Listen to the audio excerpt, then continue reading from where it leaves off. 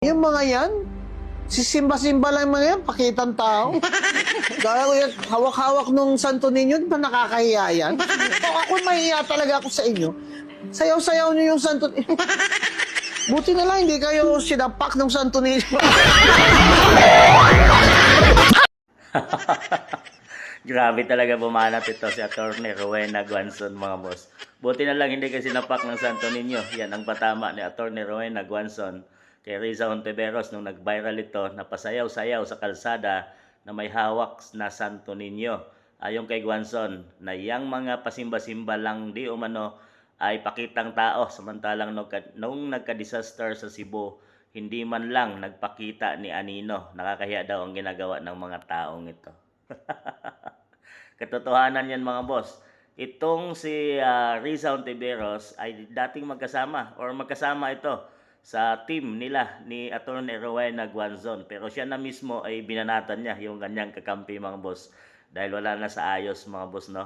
At lumalabas lang ito tuwing eleksyon. Dahil ngayon nag-iingay na si Riza Hontiveros dahil pangarap at tatakbo siya bilang Pangulo ng ating bansang Pilipinas. Tama yung kanyang sinabi, mga boss. Nung nagkaroon ng disaster doon sa Cebu City, Lindol at saka yung binaha dahil sa flood control na palpak doon sa Cebu City, mga boss, no, ay hindi nagpakita itong mga senador na ito. Marami sa mga senador ay hindi nagpakita doon, mga boss. At isa na si Senator Riza Hontiveros.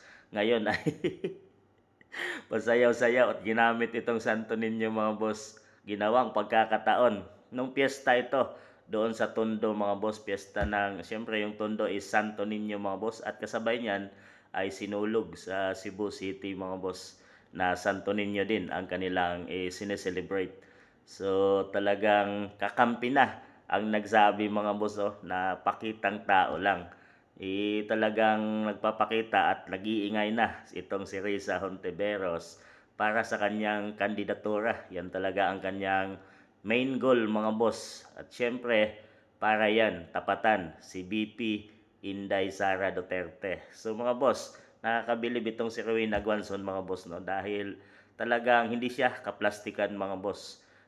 Alam natin kung pinklawan itong si Guanzon, mga boss, no? Pero kahit mga kakampi niya ay binabanatan niya pag wala na sa ayos at talagang alam niya kasi diyan nga mga kakampi niya yan, mga boss.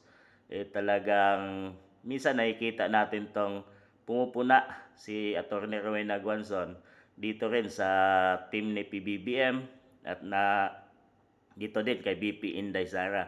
So wala siyang kinikilingan, mga boss, kung ano yung tama at ano yung tama sa paningin niya at nakikita niya, iyon talaga ang kanyang ginagawa. So talagang kaya ang ginawa ni doon pa, pasayaw-sayaw pa nga talaga siya, mga boss, no?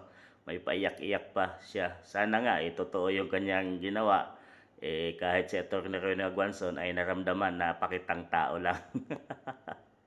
Good job, Atty. Rowena Guanzon. Ano masasabi niyo dyan sa kanya, mga boss?